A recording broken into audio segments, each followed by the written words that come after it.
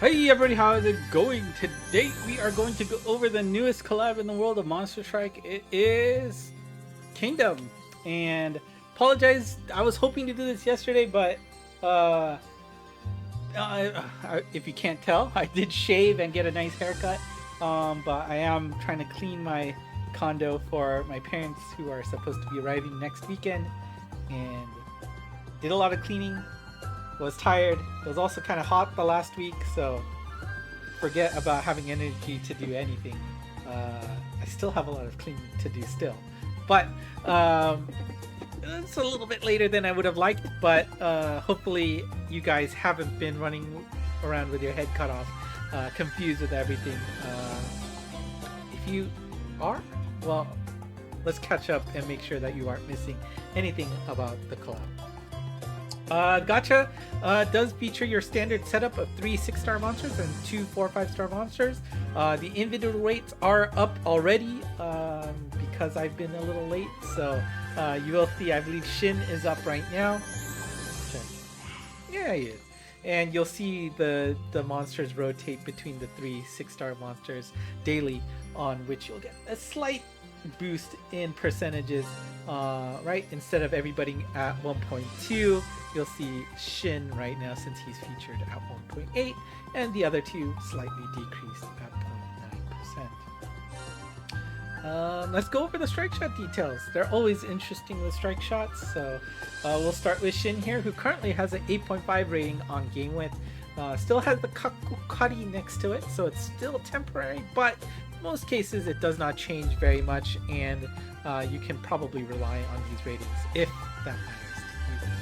Now, Shin has an interesting strike shot mechanic. This is hidden. It's not in the description in Japanese at all. It's just a hidden mechanic, and people have found a way to figure out this is how things work. But his strike shot scales based on the number of walls he hits before hitting the first enemy. Now,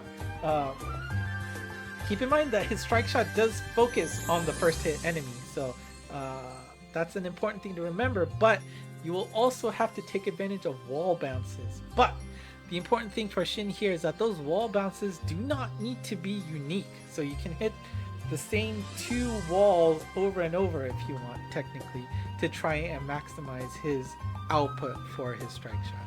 And you can see that his damage is split into the first follow-up hit he does, followed by his 2nd through 7th hits, and then his last and final 8th hit will have different multipliers attached to it.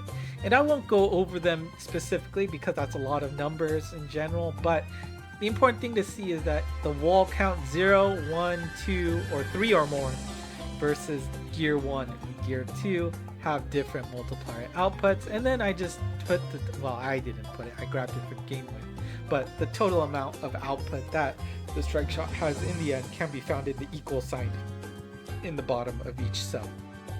So for those of you who do end up getting Shin, that's an important trait to know for his strike shot. This is a hidden mechanic on how it works and is based on the number of walls hit, which is not unique. Or doesn't necessarily need to be unique. Next up, we've got Kyokai here in light. She has basically, she's currently a 7.5 rating on game width, but she's basically like Kurapika in that you will have a big buff that will last for a set amount of turns, and then in return, because that buff is so strong, I guess, she ends up taking damage to herself. Well, let's take a look at the stats there. For the Gear 1, you've got a 30% buff. You'll get a 0.36x her attack stat for 10 hits as part of her follow-up attack. The buff length lasts until the end of her next move, and she will take 1500 damage per turn. Again, she will take 1500 damage per turn. So if it's individual HP, it's just her. If it's a team HP, your HP will just go down by 1500. Second gear, the buff goes up to 45%, and the follow-up attack is 0.6 her attack stat times 10 hits. Buff length is, again, unchanged here. It will last until the end of her next move, and then the damage is doubled to 3000 damage per turn. So very interesting. We'll see. I mean, normally you don't get that null magic circle as a bonus for the all null type strike shot. on top of that, you get that speed attack up, and you get the speed down reduction. So very interesting strike shot there. We'll see if it pays off or not. And then last but not least, we've got Oki here in Dark. He also has a 7.5 rating on GameWith. The interesting thing for his strike shot is that he will do a horizontal attack at the center of the boss. So I guess if you use my face right now, it'll just be there that you'll see that. Now he does have weak point reveal as part of his strike shot, so if that weak point happens to cross that center line, then you will get the bonus damage. If it doesn't, you won't get that bonus damage. So the weak point has to be in that horizontal line. You can see the buff for his first gear is 40%, the follow-up attack is 5.83x his attack stat, and then the weak point reveal will last for 2 turns, including the turn that Oki uses it. For the second gear, it goes up to 80%, the follow-up attack buff goes to 8.75x, and then the weak point reveal is bumped up by a turn for 3 turns, including the turn it was used. For the 4 5-star monsters, this is interesting because Ohon here has an 8.0 rating on GameWith, and you usually do not see that for 5-star 5-star monsters. They usually cap out at 7.5. So for him to get 8.0 rating means he is probably a must-get for this gacha, and thankfully 25% chance to get him, so you should probably get him after a 10-pull. But I've had cases where you miss out on a 4 5-star monster. But I mean, really, it's a strong strike shot, strong bump combo, strong kit. Everything seems strong and works towards his favor. He does have one of those strike shot animations where even though you may have killed his bar, the boss will not run away until the asset strike shot animation completely finishes. And I do believe it does also activate nearby monsters' bump combos. So if that's the case, then you could get some nice damage output there, which, you know, I guess makes sense why he does get an 8.0 rating from GameWith. So don't miss out on him. Make sure you grab him for your box, because you never know when he'll be needed in the future, even for 6-star players. And then Moten here is kind of your standard. You know, you got a 6.5 rating, nothing too exciting. GameWith was saying maybe you might be able to do something interesting with the fact that he has bump combo boost and copy as his bump combo, but nothing amazing. But I would still get one each. Now we do have the paid pack available, and that exclamation mark is going to be bugging me for the rest of the night until I get away from it. It's just 1,000 yen, but you get all the items you see on the right. You know, the dragon gems are going to be very useful for starter folks. Morlings and turtles are always nice, but you get this nice exclusive collab monster that you can only get from the paid pack. Yotanwa currently at a 7.5 rating on GameWith, and you know, she does have an I can't tell, I'm sorry, but Yotanwa, the interesting thing about the strike shot here is that it's a grand command followed by another grand command. You usually don't see that. Grand command, of course, is you point in a direction, and not only do you move in that direction, but all of your allies also move in that direction without having to touch them to activate them moving again. So everybody goes everywhere, and when you're done moving, clones show up. I forget what the names of the clones, it said it in the Japanese version, but I don't have that up. Can you look at it here? Yeah. Right, so, right, Hajio, Shunmen, Tajifu, right? They show up and they move around. But not only do they move around, you move around, and your allies also move around again. So it's a crazy consideration. You can see the buffs here. The first time that Yotanwa moves, it's 20% versus 30% buff. But the second time he moves, it's 140% buff and 160% buff if you wait until the second turn. So it's a significant damage multiplier there for Yotanwa. So very interesting thought. Now the allies and the clones, they just basically, you know, equal to their normal stat. So nothing too interesting there, but specifically for Yotanwa, very interesting setup there. But 7.5 is the rating that I believe all paid pack monsters have had to this point. So obviously not a must-have, but pretty good if you're willing to spend some money for the game, and especially if you like the collab, anime or manga. Why not? Seems like a good monster to have.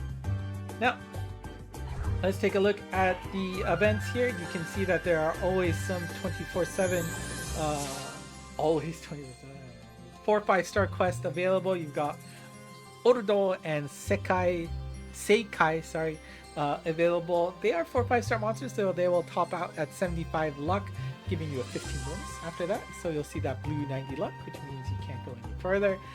They are available anytime to farm. And you can also get the 5 6-star direct drop quest with K Sha here. K Sha, no max luck required because you are guaranteed to get 7 drops for each clear that you do for each day, the first time each day. But it also drops from the boss directly. If you play co-op, there's a higher chance to get 2 or 3 copies of that boss. So make sure you play with somebody to maximize your drops. 10 drops maximum. 10 days minimum to finish this. I guess 9 days is possible, right? No, 10 days. There are also 2 scheduled quests that you can find in the calendar. You've got Kanmei in fire, Gohomei in wood. Check out when they are available in the schedule so that you don't miss out, so you can max them properly. We also have an Insidious quest with Hoken here in the Dark Element. He is a farmable style Insidious quest, so every monster that you bring to this quest will be plus 99 luck. So that means you don't need to bring any specific max luck monsters because everybody's a max luck monster. Bring your OP monsters for this quest and good luck farming him to max luck. Now, this Insidious quest does have 2 missions associated with it that you can always check in here. You'll see them in red, and you can see that the first one here is asking you to complete the quest with 90% of your HP remaining at the end. If you do so, you'll get a special title as well as an alternate strike shot voice for that monster here. Now, the other mission, which probably more people are willing to go after or wanting to go after, is for the Waku Waku Elmin there. This one requires you to clear the quest with 3 or more non-gacha monsters. And just in case you don't know how to do that, you can always go to your box, click the green filter button here, and then go to the middle of the bottom row to open up that drop down. This drop down will allow you to pick where these monsters came from, and you want to pick the Sonota there. That's the bottom option that you want to click, and if you do that, all of these monsters will be non-gacha monsters. So make sure you don't miss out on clearing that mission. And then we do have the battlefield area, and unfortunately I'm going to turn down the volume here because last time I did this for SAO, it got copyright bound. I didn't get a strike, but it was like, you can't publish this because this is copyrighted music. Well, that's a bummer, but anyways, hopefully it's light enough so that it doesn't get caught. But you got a battlefield here, and fortunately I am in the midst of waiting, so I can't show you it in action. But you get rewards by having your general beat the enemy generals using 3 different strategies, which are at your disposal here. Now, one important thing that comes out of these missions is collecting this character, Karyo 10. You're going to want to max luck her. I mean, maybe just for collective purposes. I don't know if she's going to be useful anywhere, but she is available through these missions. Now, how does this game work? Well, first you're going to pick a strategy, and each of these generals will have a strategy assigned to them. A battle will occur, you earn battle points, and then you get those in-game rewards as a result of the battle points earned. So, you have to clear these missions that you see here before you can use a particular strategy. So you can see that I can't use the green strategy because I have yet to complete the mission where I need to clear this wood quest with only water type monsters. So right now I can only choose between the red attack and the blue defense strategy. when you are ready to attack, each of these generals will have a pre-selected strategy assigned to them. You can't change them. I misinterpreted that on the news stream, and I apologize for that because I guess I just did not read it correctly. But these are already predetermined and you cannot change. And it's just a matter of which set of generals do I want to attack with this menu, right? So if, let's say, this guy and this guy had the red one, this guy and this guy had the blue one, and this guy had the green one, right? Let's say that was the case. If I were to pick the red attack, then these two generals would attack based on what their opposing general has there. Right? Now, how this works, it's completely RNG. So it's completely random. You can't do anything to affect it beyond saying, well, I'd rather take on the red strategy.